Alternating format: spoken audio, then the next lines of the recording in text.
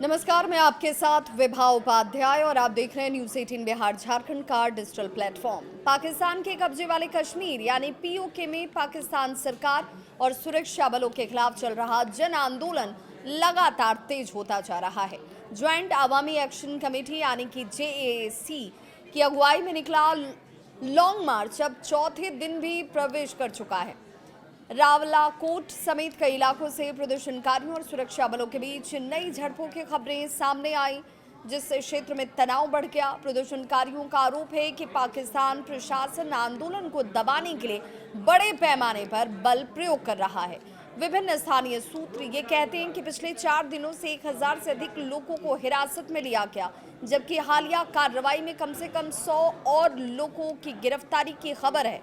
हालांकि इन आंकड़ों की कोई पुष्टि नहीं है। स्थिति इसलिए भी गंभीर मानी जा रही है क्योंकि कई इलाकों में पिछले लगभग 10 दिनों से इंटरनेट और मोबाइल की सेवाएं पूरी तरह से बंद हैं। स्थानीय लोगों का ये कहना है कि संचार व्यवस्था ठप होने से न सिर्फ आम जनजीवन प्रभावित हुआ, बल्कि आपातकालीन सेवाएं, स्वास्थ्य सुविधाएं और आवश्यक वस्तुओं की आपूर्ति पर भी इसका असर पड़ा। लोगों का ये भी आरोप है कि सड़क मार्ग बाधित होना और संचार सेवाओं का बंद रहना, इस वजह से दवाइयां, खाद्य सामग्री और अन्य जरूरी सामान की कमी पैदा हो गई। प्रदर्शनकारी इसे प्रशासन के दबाव की रणनीति का हिस्सा बताते हैं, जबकि अधिकारियों की ओर से इस संबंध में कोई विस्तृत सार्वजनिक प्रतिक्रिया सामने नहीं आई। पीओके में जारी घटनाक्रम अब अंतर्राष्ट्रीय स्तर पर चर्चा का विषय बन गया है। ब्रिटेन से लेकर अमेरिका में रह रहे कश्मीरी प्रवासी समूह जितने भी हैं, उन्होंने पाकिस्तान के खिलाफ प्रदर्शन शुरू कर दिया है।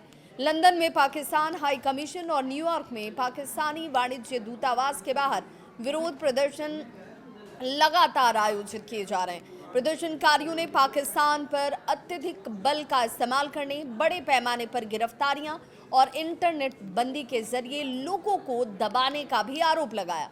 मीडिया रिपोर्ट्स ये कहती है कि ब्रिटेन के लगभग 50 सांसदों ने भी ब्रिटिश सरकार को एक पत्र लिखकर जितने भी नागरिक हताहत हुए हैं, गिरफ्तारियां हुई हैं और डिजिटल ब्लैकआउट हुई है, उस पर अपनी चिंता को उन्होंने जाहिर किया।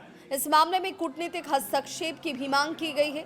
ज्वाइंट आगामी जो अवामी एक्शन कमेटी है, उसने ये साफ शब्दों में कहा कि अगर वो अपने आंदोलन से पीछे हटने वाले नहीं हैं। संगठन के नेताओं का ये भी कहना है कि उनकी मांगें पूरी होने तक विरोध जारी रहेगा। उन्होंने ये भी कहा कि आंदोलन पूरी तरह से शांतिपूर्ण है और यदि जरूरत पड़ी तो वे अपने मकसद के लिए, अपने उद्देश्य के लिए हर तरह का त्याग करने को तैयार है। जेएसी नेताओं ने रावलाकोट में चल रहे धरनों को अस्थायी बताते हुए संकेत दिया कि आंदोलन का दायरा आगे और बढ़ सकता है। प्रदर्शनकारियों ने अब मुजफ्फराबाद की ओर अपना लॉन्ग मार्च जारी रखने का ऐलान कर दिया है। दूसरी ओर पाकिस्तान की सुरक्षा एजेंसियां विभिन्न स्थानों पर बैरिकेडिंग और अन्य उपायों के जरिए मार्च को रोकने की कोशिश में है।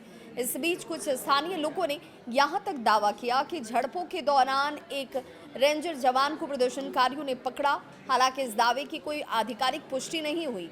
पीओके में लगातार बिगड़ते हालात, बढ़ती गिरफ्तारियां और इंटरनेट बंदी के साथ अंतर्राष्ट्रीय प्रतिक्रिया ने इस पूरे आंदोलन को एक बड़े राजनीतिक और मानवीय मुद्दे के रूप में सामने ला दिया। अब आने वाले दिनों में मुजफ्फराबाद की और बढ़ता मार्च प्रशासन की प्रतिक्रिया इस पूरे घटनाक्रम की दिशा तय कर सकती है। इसे लेकर आपकी क्या है राय? कमेंट सेक्शन में अपनी राय जरूर साझा करें।